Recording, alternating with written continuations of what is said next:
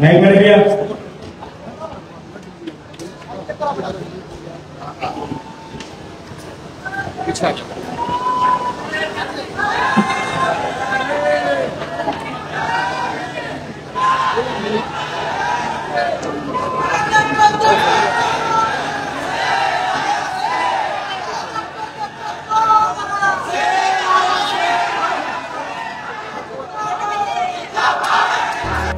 अम्बेडकरवादियों की भीड़ से खचाखच भर गया छत्तीसगढ़ का मैदान। छत्तीसगढ़ की राजधानी रायपुर में रंगीला सांसद चंद्रशेखर आजाद ने दिया धमाकेदार भाषण। सरकार से लेकर पुलिस प्रशासन पर उठाए सवाल। पूरी वीडियो जरूर देखें और इस वीडियो को शेयर जरूर करते हैं। शांत हो जाइए। जब मैं उधर था तो उधर वालों को अच्छा लग रहा था, इधर वालों को अच्छा कम लग रहा था।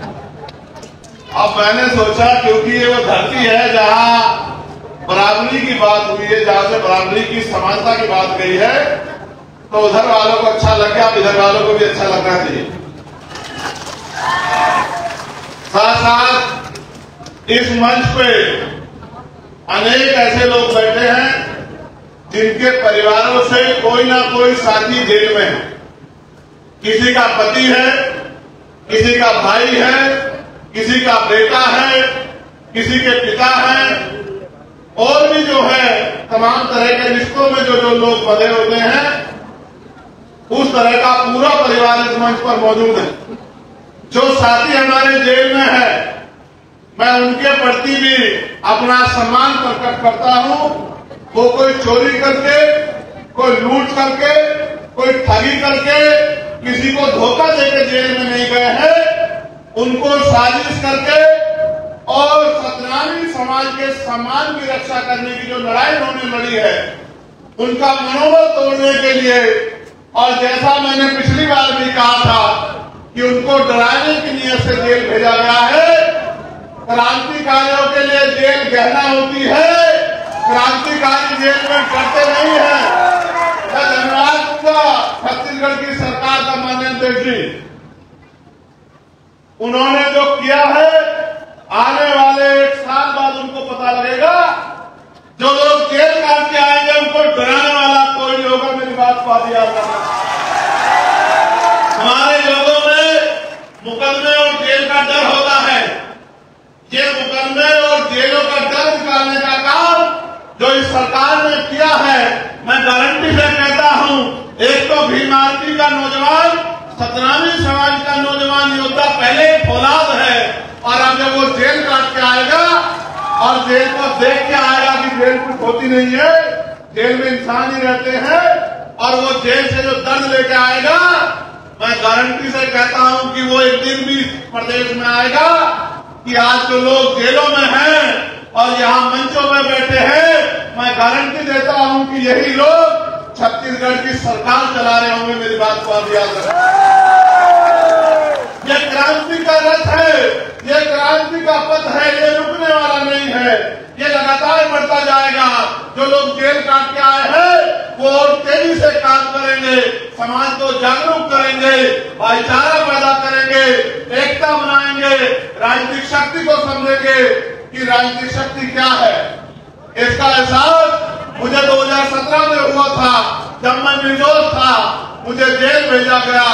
मैं निर्दोष होते हुए मेरे ऊपर जब बेल मिल गई, राशुका लगा दी गई, और तो और बीमार होने पे मेरा इलाज नहीं होने दिया गया। मेरे परिवार से मुझे मिलने से दूर कर दिया गया। जो भाई मेरे साथ जेल में गए थे उनको पीटा गया, किसी को करंट लगाया गया, किसी की खाल उतार ली गई। लेकिन हुआ क्या आपको पता है? उत्तर प्रदेश की सरकार को लगता था कि ये लोग डर जाएंगे, लेकिन हुआ क्या? हुआ ये कि जिनको डराने के लिए जेल में भेजा गया था, आज उनके नाम से सरकारें डरती है। ये हुआ है। आपको क्या लगता है मुख्यमंत्री जी, आप सरकार का मोहरा बन के सरकार के आदेश में हमारे लोगों को जेल भेजोगे? आपकी पुलिस उनको पीटने का काम करेगी, गृह मंत्री साजिश करेंगे और हम लोगों को समझ नहीं आएगा। ऐसा नहीं है। आप भी रोटी खाते हैं, हम भी रोटी खाते हैं। फर्क इतना है कि हम संघर्ष करके मेहनत करके खाते हैं और आप हमारे लिए टैक्स से तनख्वाह लेके खाते हैं। ये फर्क है कि हम मेहनत का खाते हैं, पसीने का खाते हैं, संघर्ष करके खाते हैं, गरीबी, भूखमरी, बेबसी, लाचारी से लड़के अपने पेट को पालते हैं और आप हमारी तनख्वाह में पलते हो। अगर हम टैक्स न दे तो आपको तनख्वाह भी नहीं मिलेगी, सुविधाएं तो बहुत दूर की बात है। मैं वो जो मांगे रखी गई हैं उनको पढ़ना चाहता हूं। उनके बाद जो ज्ञापन दिया जाएगा उस ज्ञापन को भी आपके बीच में रखूंगा और फिर एक वचन आपको दूंगा और ये भी आपको विश्वास दिलाता हूं, अगर उस वचन को पूरा ना कर सका तो छत्तीसगढ़ के लोगों को शकल नहीं दिखाऊंगा, कभी छत्तीसगढ़ में पैर नहीं रखूंगा। एक ही खूबी है हम लोगों में, हम भीम आर्मी के लोग जब जवान देते हैं तो जान देते हैं, अपनी जवान को छोटी नहीं होने देते। मेरी बात का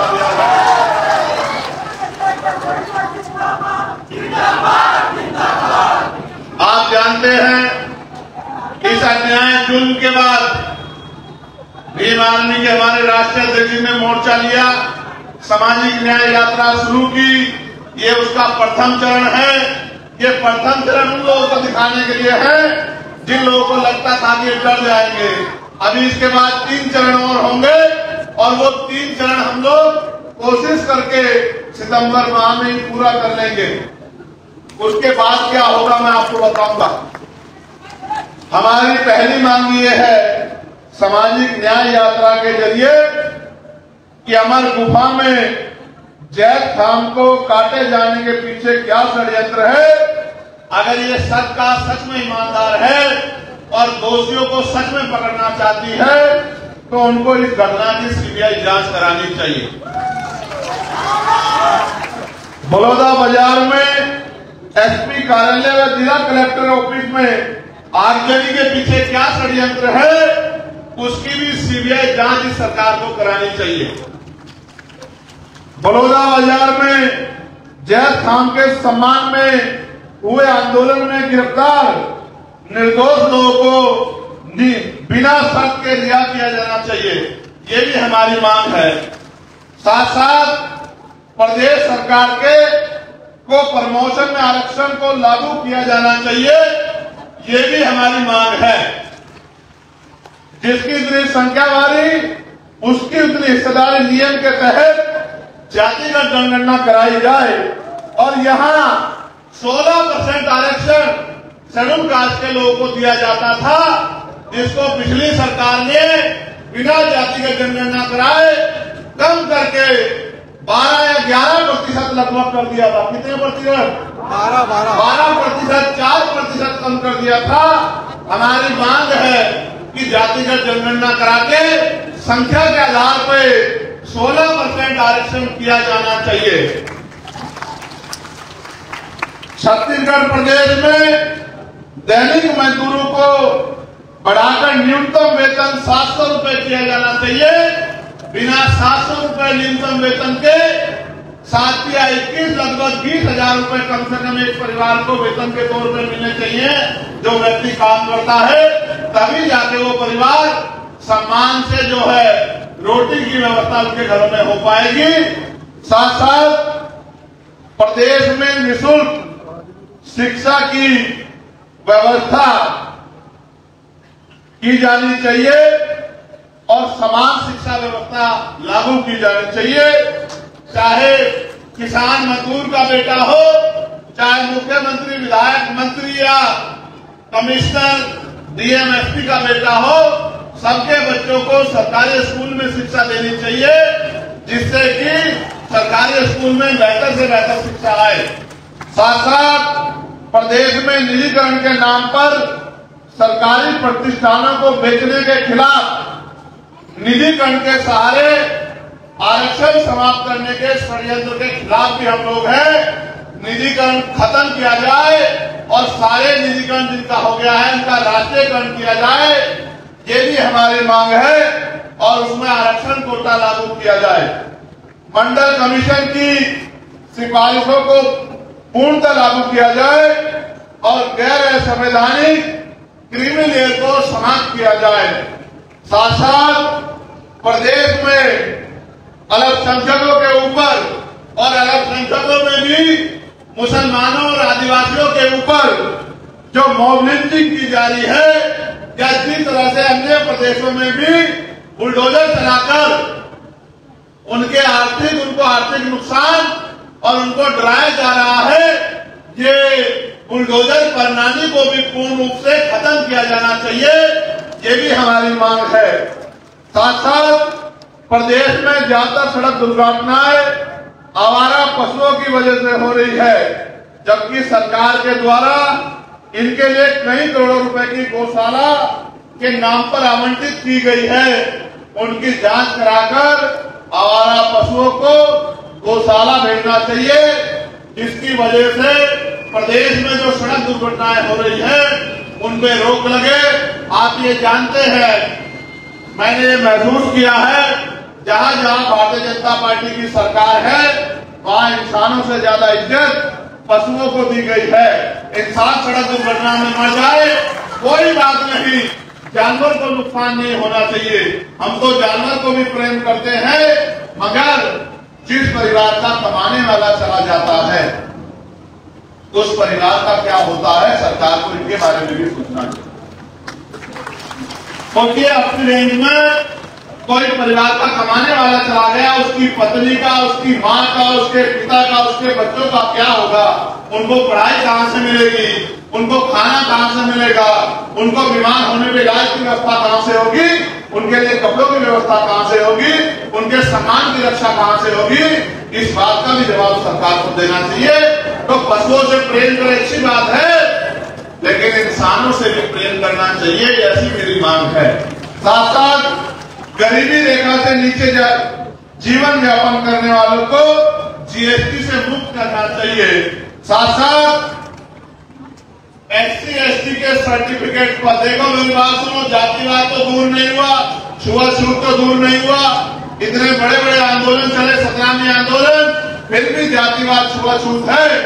लेकिन छत्तीसगढ़ में भी और देश भर में भी बहुत सारे लोग SC/ST का सर्टिफिकेट बनवा के सामान्य जाति के लोग और SC/ST के नाम पे नौकरी करते हैं।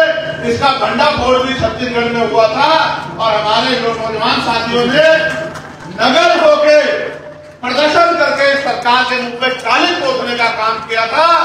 सरकार को इसकी जांच कराई जानी चाहिए। अभी तक आरक्षण का कोटा पूरा नहीं हुआ और आरक्षण में इस तरह की चोरियां भी चल रही हैं। साथ साथ हमारे जो साथी आंदोलन को गति देने का काम कर रहे हैं, उससे पहले यहां 1950 से पूर्व शासकीय दस्तावेज मांगे जाने को निरस्त करवाने के बाबत जो है, यानी कि महाराष्ट्र के जो महासमाज के लोग इधर आ गए हैं उनको SC/ST का सर्टिफिकेट, SC का सर्टिफिकेट नहीं मिलता है। उनको 1950 से पहला सर्टिफिकेट मांगा जाता है, शासकीय कागज मांगे जाते हैं। उन्होंने भी ज्ञापन दिया है कि हमें SC का सर्टिफिकेट मिलना चाहिए। एक बात मुझे मीडिया के माध्यम से जरूर कहनी है, हमारे नेता यहाँ मौजूद है, मैं वचन देकर कह रहा हूं, जिन लोगों ने सरकार का मुकाबला करके इस समाज पे जो जुल्म हो रहा था, सतनामी समाज पे, उसको रोकने के लिए आंदोलन को गति देने का काम किया, अपनी जान की परवाह न करते हुए आंदोलन को आगे बढ़ाने का काम किया। आज पुलिस के लोग आंदोलन से डरकर उनको डराने का काम करते हैं, उनकी जांच कराने का काम करते हैं। मैं सरकार को भी और पुलिस और प्रशासन को भी ये कहना चाहता हूं, सरकारें आती जाती रहती हैं, ऐसा ना हो, ऐसा ना हो कि कमजोर वर्गों के लोगों के हाथों में ताकत आ जाए। कानून सख्त करो, संवैधानिक व्यवस्था के अनुरूप करो, कोई बात नहीं, वरना मेरा ये संदेश याद रखना कि रिटायरमेंट के बाद भी जांच होती है, मेरी बात को आप याद रखना।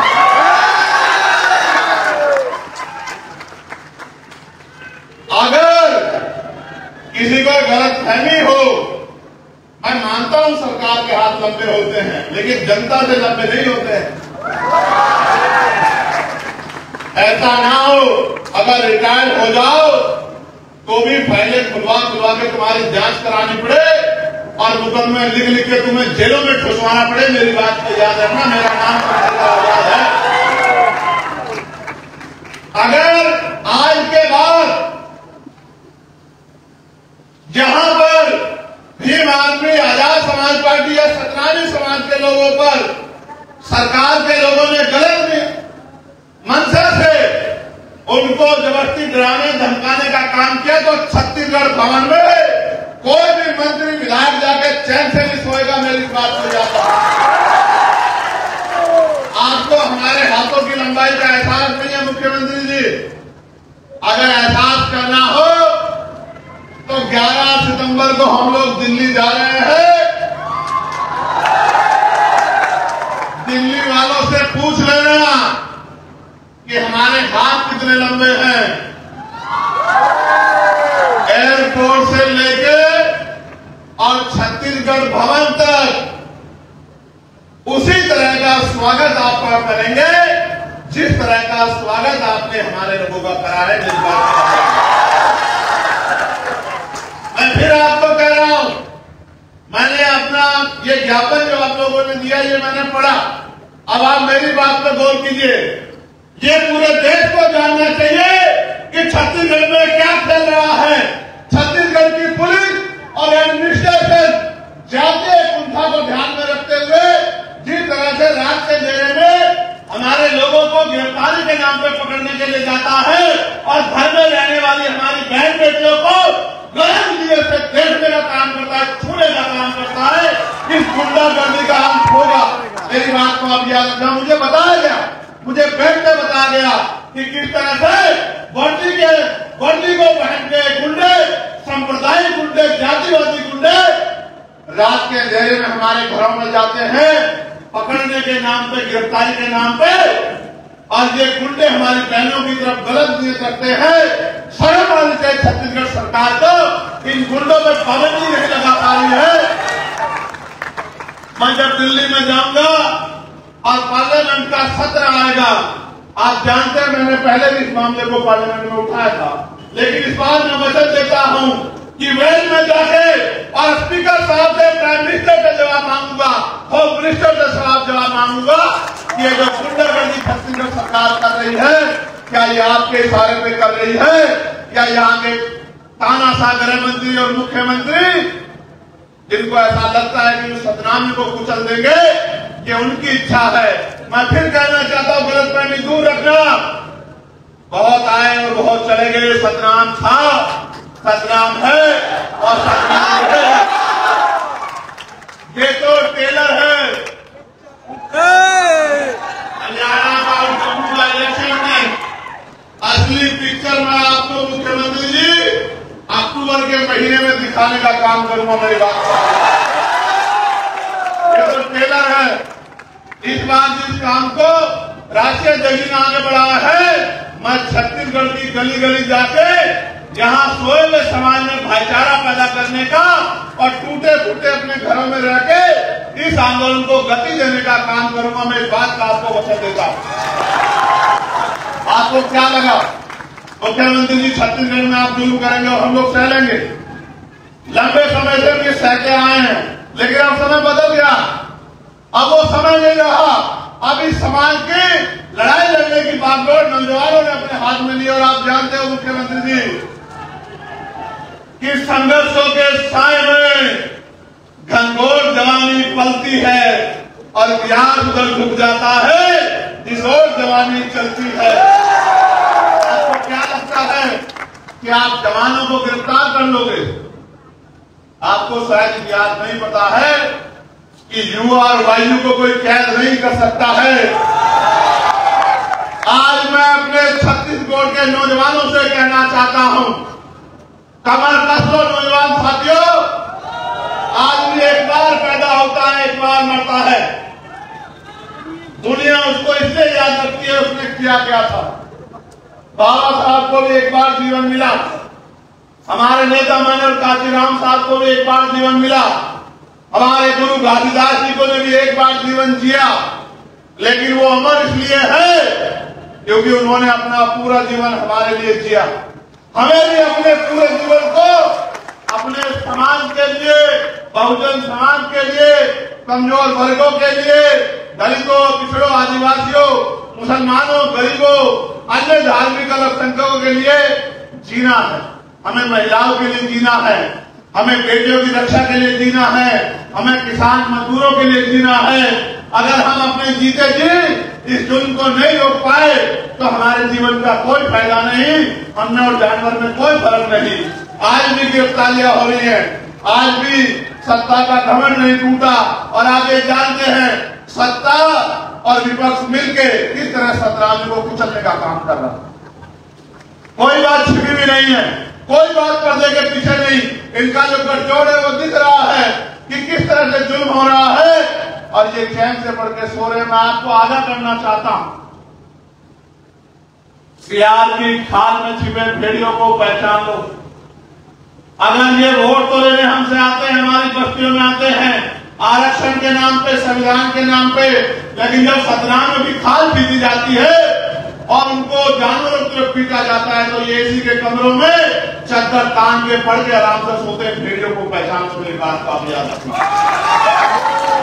यहाँ जब ये आंदोलन शुरू हुआ तो इसका भी विरोध किया गया। आप ये बताओ, आप तमाम लोग बताओ, अपने दिल पे हाथ रख के गवाही को बताओ, ये आंदोलन जरूरी था या नहीं था? बताओ। तो जो लोग इसका विरोध किए वो आपके अपने थे या आपको कुचलने वाले थे? बताओ। क्या ऐसे लोगों का साथ देना चाहिए? मैं ठेकेदारों को भी कहना चाहता हूं, जो समाज की ठेकेदारी कर रहे हैं उनको भी कहना चाहता हूं। मैं उन ठेकेदारों को भी चैलेंज करना चाहता हूं, ठेकेदारों को भी आगाह करना चाहता हूं। अब युवा पढ़ने लगा है, अब वो देश दुनिया को समझने लगा है, अब वो दो दुश्मन को समझ लगा। ज्यादा दिन ठेकेदारी नहीं चलने वाली नहीं, मेरी बात को आप याद रखें। ना ही ठेकेदारी चलेगी और ना ही ठेकेदार बचेगा। वही बचेगा जो समाज के लिए आहुति देगा, बलिदान देगा। जो लोग जेल में हैं वो अपने लिए जेल में नहीं, वो आपके मान सम्मान की रक्षा के लिए हैं। जब वो जेल से बाहर आएंगे मैं भी आपके बीच में होऊंगा, हम लोग फूल मालाओं से उनका क्रांतिकारी की तरह स्वागत करेंगे। मेरी बात का सरकार को एहसास नहीं कि है कि उन्होंने क्या किया। सम्मानित साथियों, सितंबर तक चुनाव है, 1 अक्टूबर को हरियाणा का वोटिंग होगा, 1 अक्टूबर को जम्मू का वोट पड़ेगा, आखिरी दौर का। मैं आपको विश्वास दिलाता हूं, पार्लियामेंट चलने के 15 दिन बाद तक अगर हमारे लोग बाहर नहीं आए तो मैं आपको वचन देकर कहता हूं कि मैं छत्तीसगढ़ में पैर नहीं रखूंगा। इस बात की आपको गारंटी देता हूं। कुछ भी करना पड़े, कोई भी कीमत चुकानी पड़े, सड़कों पे आंदोलन हो, आमरण अनशन हो जाए, जान चली जाए, लेकिन छत्तीसगढ़ के भाइयों को हम लोग अकेला नहीं छोड़ेंगे। मेरी बात को आप याद। मैं माननीय अध्यक्ष जी से भी कहूंगा, भीम आर्मी का उद्गम ही, भीम आर्मी का निर्माण इसलिए किया गया था कि समाज में होने वाले जुल्म को हम लोगों को रोकना है। आज अगर सबसे ज्यादा जुल्म कहीं हो रहा है तो छत्तीसगढ़ में हो रहा है। मैं माननीय अध्यक्ष जी को कहना चाहता हूं, अपने क्षेत्र के पूरे स्टेट की राजनीति हमारे लिए बाद में है, पहले समाज है, पहले हमारे लोग हैं, पहले हमारी बहन बेटियों की इज्जत है। ये गुंडे हमारी बहन बेटियों की इज्जत की तरफ गलत निगाह उठा रहे हैं। एक भाई का फर्ज बनता है, मर जाए या मार दे। मैं आपसे आग्रह करना चाहता हूं कि आप और समय दो, छत्तीसगढ़ में समय दो, छत्तीसगढ़ में आंदोलन को मजबूत करो। जिस तरह से आपने यहाँ पसीना बहा, अपने संवादित साथियों की ड्यूटी यहाँ लगाओ और छत्तीसगढ़ को अपने पैरों पर खड़ा करो। चुनाव तो जब आएगा देखी जाएगी, लेकिन चुनाव से पहले भी सरकारों को ये पता होना चाहिए कि छत्तीसगढ़ में और सतनाम में कोई जुल्म बर्दाश्त नहीं किया जाता। सम्मानित साथियों, आप एक बुलावे पे जहां पैसे में लोग नहीं आते, जहाँ लोग शराब और खाना मांगते हैं, जहाँ बढ़िया बढ़िया गाड़ियां मांगते हैं, जहाँ एक तरफ बैरिकेडिंग लगा के आपको डराने का काम किया जा रहा है, वहाँ आप इतनी बड़ी संख्या में पहुंचे हैं। मैं दोनों हाथ जोड़ के आपका धन्यवाद करता हूँ। और ये सरकार को भी ये जन समर्थन देखना चाहिए। आप सोचिए, अभी तो अध्यक्ष जी ने एक इशारा किया था, आने वाले कल में क्या होगा। आप मेरी एक राय को मजबूत करेंगे क्या? जरा हाल खड़े बताइए। मैं चाहता हूं जिन लोगों ने हम पे जुल्म किया, जिस सरकारों ने, हम आपस में चर्चा भी कर लेंगे। अभी मैं चाहता हूं उन लोगों का बहिष्कार अब शुरू होना चाहिए। होना चाहिए नहीं होना चाहिए? क्या हमारे घरों के बाद उनके बहिष्कार के बोर्ड लगने चाहिए नहीं लगने चाहिए? क्या हमें उनको बताना चाहिए नहीं बताना चाहिए? आज हम लोग चर्चा करेंगे, इस निकम्मी सरकार को किस तरह उखाड़ फेंकना है, इसकी चर्चा करेंगे। हमें ये सोचना पड़ेगा, जो सरकार हमारे लोग पे जुल्म करेगी, जो हमारे जैद शाम की रक्षा नहीं कर पाएगी, जो सतनाम को कुचलने का काम करेगी, उस सरकार को सत्ता में बने रहने का कोई अधिकार नहीं मिलना चाहिए। और अगर ये छत्तीसगढ़ में हो गया तो आप मानना कि फिर हमें समझना पड़ेगा कि कहीं ना कहीं हम लोग कमजोर हो गए।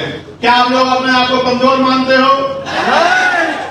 आज ये देखो, मैं लगातार पार्लियामेंट में आवाज उठा रहा था कि भाई किसान का बेटा हो या मजदूर का बेटा हो, राष्ट्रपति, प्रधानमंत्री, मुख्यमंत्री का बेटा हो, चाहे IAS IPS का बेटा हो, चाहे प्रधान से लेकर विधायक का बेटा हो, सबको सरकारी स्कूल में शिक्षा मिलनी चाहिए। एक ही लाइन में इधर प्रधानमंत्री का बेटा बैठे, इधर मुख्यमंत्री का बैठे, फिर मजदूर किसान का बेटा बैठे, इधर रिक्शा चलाने वाले का बेटा बैठे, बराबर में DM SSP का बेटा बैठे।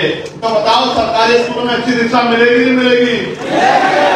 समान शिक्षा पॉलिसी लागू हो। ऐसे ही चाहे राष्ट्रपति हो या गांव का प्रधान या सरकारी कर्मचारी जो 4th क्लास का हो या क्लास 1 का, या मुख्यमंत्री, राज्यपाल, मंत्री हो या विधायक, सांसद हो, सबके बच्चों को या उनको भी बीमार होने पे सरकारी अस्पतालों में उनका इलाज होना चाहिए।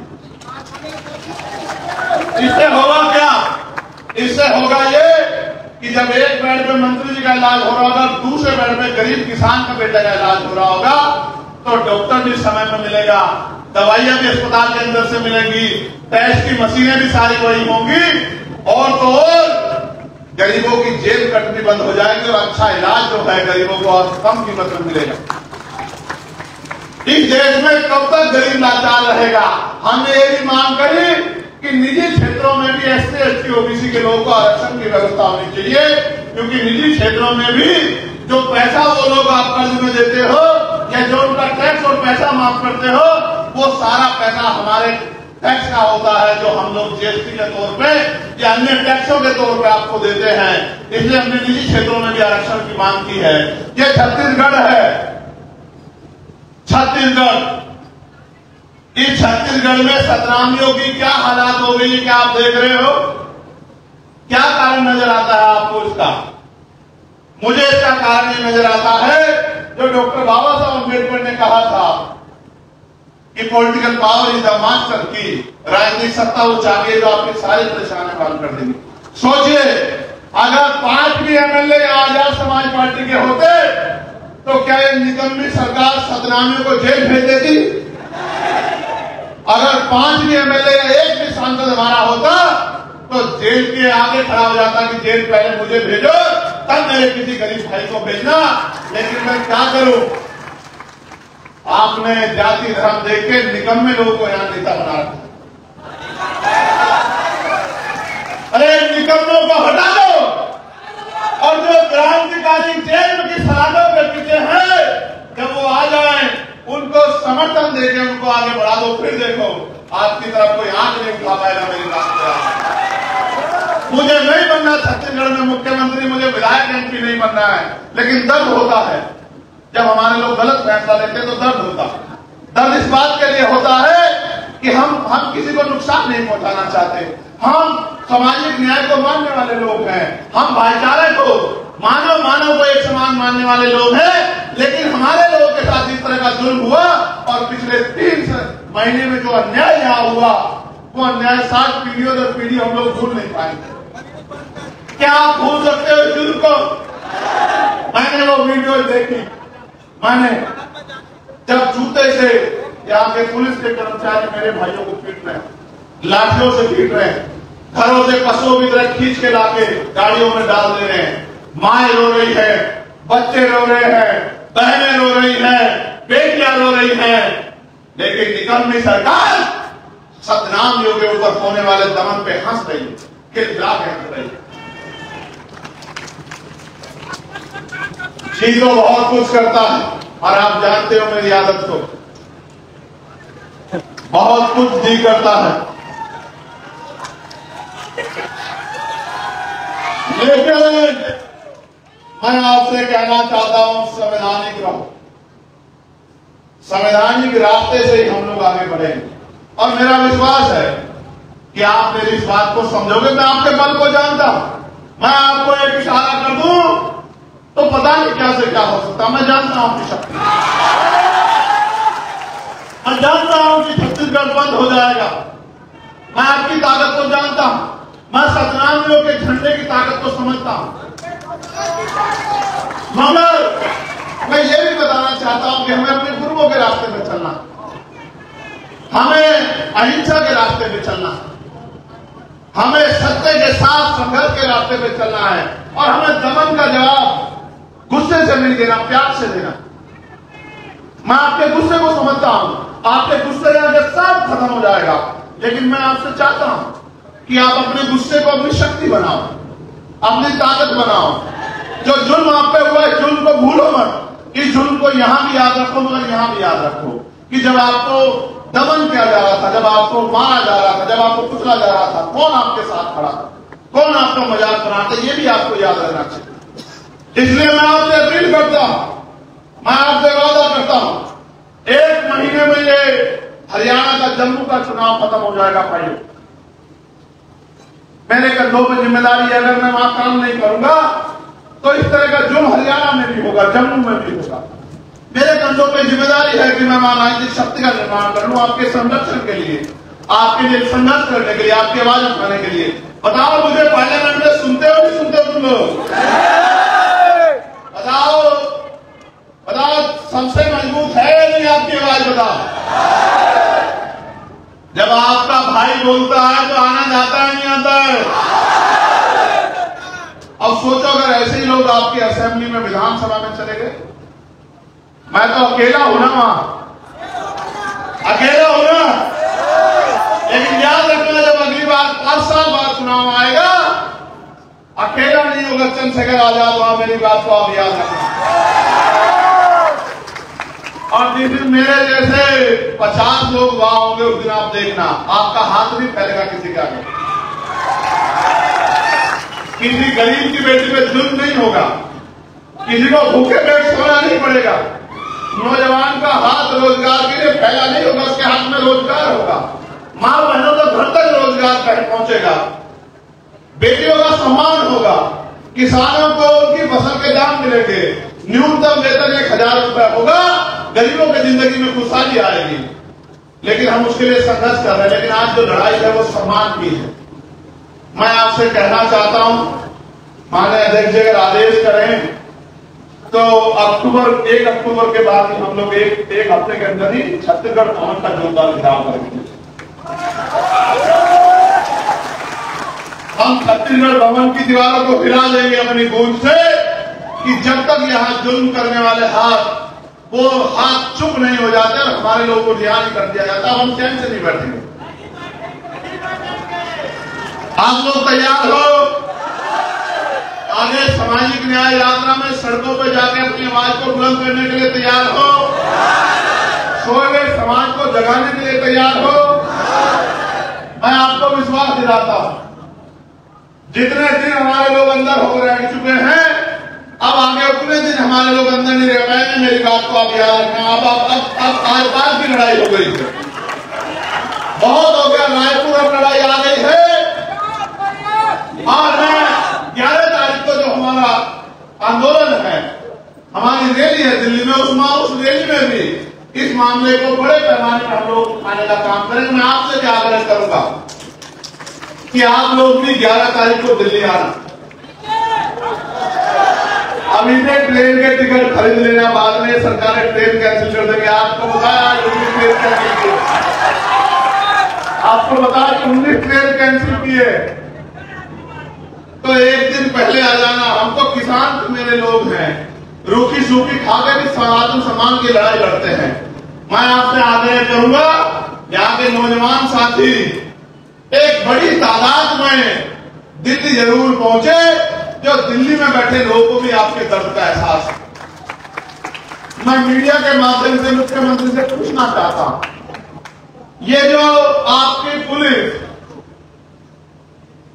जातीय मानसिकता से, सामंती मानसिकता से सतनामियों के घरों में घुस के गिरफ्तारी के नाम पे हमारी बच्चियों को जो गलत मंशा से, गलत दृष्टि से जो ये अपमान करने का काम कर रही है, क्या इसका जवाब आप दे सकते हैं? आप बेटी बचाओ बेटी पढ़ाओ की बात करते हैं। राष्ट्रपति जी ने भी कहा कि बंगाल में बहुत जुल्म हो रहा है, निःशब्द असहनीय। आज कल ही उपराष्ट्रपति जी ने भी लेटर लिखा, लेकिन ये जो नंगा नाच आपकी सरकार में छत्तीसगढ़ में हो रहा है, ये नहीं दिख रहा है सरकार को। ये राष्ट्रपति जी को, उपराष्ट्रपति जी को, प्रधानमंत्री, गृह मंत्री जी को उत्तर ये छत्तीसगढ़ की सरकार का ये गुंडा राज नहीं दिख रहा है। मैं आपको चैलेंज करके कहता हूं, ज्यादा दिन सतनामियों का सामना सरकार नहीं कर पाएगी। मैं अब जब भी दिल्ली में बैठूंगा तो देश को बताऊंगा कि किस तरह का जुल्म जो है वहां यहाँ की सरकार कर रही है। मैं बताऊंगा किस तरह से हमारी बहन बेटियों का अपमान पुलिस कर रही है, और पुलिस अपने आप नहीं कर रही, सरकार के इशारे पे कर रही है। ये बर्दाश्त नहीं किया जा सकता। आप यहाँ इतनी बड़ी संख्या में पहुंचे हो, मैं आपको पूरे धन्यवाद देता हूं। जो परिवार यहाँ उपस्थित है, जिनके बच्चे जेल काट रहे हैं, मैं उन बहनों से भी कहूंगा कि वो मंच पे सामने है परिवार, जिनके परिवार से बेटा बेटी पति भाई जो तमाम लोग जेल काट रहे हैं, उनको यहाँ सामने आना चाहिए। समाज को देखना चाहिए कि क्रांतिकारियों के परिवार कैसे होते हैं, संघर्ष के परिवार कैसे होते हैं, बलिदानियों के परिवार कैसे होते हैं। इन परिवारों को यहाँ क्रमबद्ध खड़े हो जाइए। इन परिवारों को आपको देखना चाहिए, धरना सेठ नहीं है।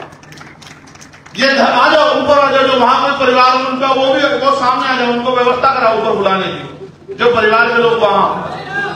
आप देखो ये छोटे छोटे बच्चे, ये बहने, ये बहते आंसू,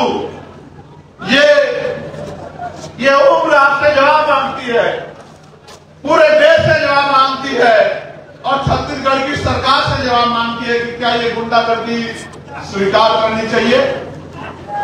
ये जो बच्चे, ये उन परिवारों के, निर्दोष परिवारों के बच्चे हैं जिनका जुर्म इतना था कि वो यहाँ समाज को जागरूक करने का काम कर रहे थे। क्या अपने लोगों को जागरूक करना अपराध है? अगर अपराध है तो ये अपराध तो बाबा साहब ने भी किया, ये अपराध तो गुरु घासीदास जी ने भी किया, ये अपराध तो मानव काशीराम साहब ने भी किया, और उनकी संतानें भी करती रहेंगी। मेरी बात को आप याद रखना। क्या चाहते हो जेल से? मैं तो जल्दी से कहूंगा कि अक्टूबर माह में वो ऐलान कर देंगे सामूहिक गिरफ्तारी का। हम लोग छत्तीसगढ़ की जेल देखना चाहते हैं कि छत्तीसगढ़ की जेलों में कितना दम हम देखना चाहते हैं।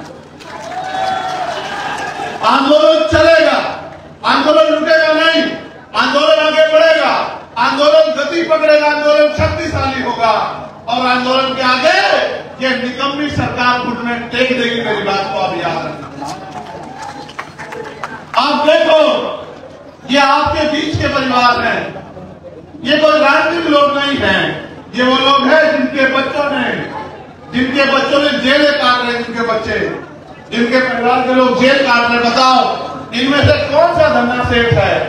इनमें से कौन सा आरोपी है? इनमें से कौन सा जो क्रिमिनल है? साहब एक दूसरे के सामने दिखाओ, उधर हो जाओ। ये जो अभी आए ना, बैठो खड़े रहे लोग, नौजवान लोग उधर जाओ, उधर नौजवान। आप समाज के लोग बताओ, अपने दिल में हाथ रख के गवाही को बताओ, ये किसी उद्योगपति के परिवार के लोग हैं, किसी नेता के परिवार के लोग हैं, या गरीब आपके बीच के कमजोर नौजवानों जो समाज की लड़ाई लड़ रहे हैं उनके बच्चे? बताओ, उनके परिवार के लोग बताओ, दोनों हाथ उठा के बताओ, ये समाज के वफादार परिवार है या ये समाज को धोखा देने वाले परिवार है? बताओ, क्या इन परिवारों का सम्मान होना चाहिए, नहीं होना चाहिए? जब तक हम क्रांतिकारियों का सम्मान नहीं करेंगे, बलिदानियों का सम्मान नहीं करेंगे, तो हमारे बीच से कोई क्रांतिकारी बलिदानी जन्म नहीं लेगा। मैं इन परिवारों को दोनों हाथ जोड़ के नमन करता हूं और मैं उनको विश्वास दिलाता हूं, कभी संघर्ष खाली नहीं जाता। आज जो हमारे भाई जेल काट रहे हैं, कल ये समाज उनको इतना सम्मान देगा कि वो MP MLA बन के यहां रायपुर में उनके अधिकारों के लिए लड़ेंगे। मेरी बात को आप याद रखें। जिस दिन वो दिन आएगा तो आपको एहसास होगा कि समाज भूलता नहीं। क्या समाज इनको भूल जाएगा? नहीं भूलेगा समाज। और मैं नरोत्तम, मेरे छोटे भाई नरोत्तम, ओम प्रकाश, मनोज, मैं इन सब के लिए जो आप काम कर रहे हैं, तमाम साथियों के लिए मैं उनको कहना चाहता हूं, घबराए नहीं, बिल्कुल ना घबराए। ये सरकार आपका मनोबल तोड़ने के लिए आपको डराने काम करेगी, डरना नहीं है। एक दिन वो आएगा कि आप सरकार होंगे और ये लोग ऐसे बहुत दूर कहीं कुर्सियों से भी अलग खड़े होंगे। मेरी बात पे याद रखना, गुंडागर्दी कभी नहीं चलती, दमन कभी नहीं चलता। हम तो वो लोग हैं जिन्होंने पानी के पीने के लिए संघर्ष किया। मैं आपसे पूछना चाहता हूं, डर तो नहीं रहे? आपको कोई भय तो नहीं है? अगर आप डर गए, भय लिया आपने, तो उन क्रांतिकारियों को तकलीफ होगी। आप देखना, जिस दिन वो क्रांतिकारी बाहर आएंगे, एक अलग अलग ऊर्जा जो है उनके त्याग तपस्या से छत्तीसगढ़ में पैदा हो जाएगी। आपने बात किया। और फिर मैं आपसे कहता हूं, आपका बलिदान ही छत्तीसगढ़ को पैरों पर खड़ा करो। आजादी की कीमत चुकानी पड़ती है। आजादी मुफ्त में नहीं मिलती है, अधिकार मुफ्त में नहीं मिलते, उसकी कीमत चुकानी पड़ती है। बाबा साहब अम्बेडकर ने 4 बच्चे कुर्बान किए हैं। आज आपका परिवार भी उसी श्रेणी में जा रहा है जिस श्रेणी ने संघर्ष किया, समाज को फल मिला। मैं आपका धन्यवाद करता हूं और ये इतना बड़ा जन समूह यहाँ बैठा है, मैं इनका भी धन्यवाद करता हूं, मीडिया के भाइयों का भी धन्यवाद करता हूं। और मैं यहाँ के अधिकारी, कर्मचारी और पुलिस के साथियों से भी कहना चाहता हूं, करो जितना जुल्म कर सकते। तो आपने सुना था ना, जो शहीद आजम सरदार भगत सिंह ने कहा था कि सरफरोशी की तमन्ना अब हमारे दिल में है, देखना है जोर कितना बाजू हुए कातिल में, और वक्त आने दे बता देंगे तुझे है आसमां, हम अभी से क्या बताएं क्या हमारे दिल में।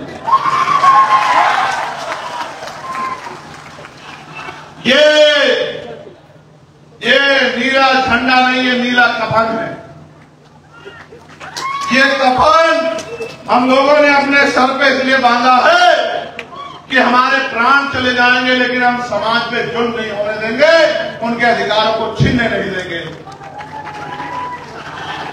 आज जब नौजवान इस नीले पट्टे को गले में पहनता है तो अपने आप में खुद को गौरवान्वित महसूस करता है। और आप जानते हैं, हमारा तो झंडा भी सफेद और नीला है। सफेद हमारे गुरु घासीदास जी का रंग और नीला हमारी क्रांति का रंग। और क्रांति और ये शांति का रंग मिलकर जो है ऐतिहासिक बदलाव छत्तीसगढ़ में करेंगे, ऐसा मेरा विश्वास। मैं आपसे कहूंगा कि अब आप सब लोग जब जब आपको ऐलान किया जाएगा और आपको बुलाया जाएगा, जब जब सड़क पे संघर्ष होगा, जब जब सामाजिक न्याय यात्रा आपके क्षेत्रों से गुजरेगी, तो आप लोग क्रांतिकारियों का फूल मालाओं से स्वागत करोगे, ऐसा मेरा विश्वास है। बताओ, करोगे नहीं करोगे? कोई नाम पूछने लग जाएगा पुलिस का आदमी, आधार कार्ड देखने में डर तो नहीं जाओगे? पक्का? यहाँ सम्मानित अधिकारी आए होंगे, मैं राष्ट्रीय अध्यक्ष से आग्रह करूंगा, अगर वो आ गए हैं तो वो ज्ञापन कृपया जो है सौंप दें। और मैं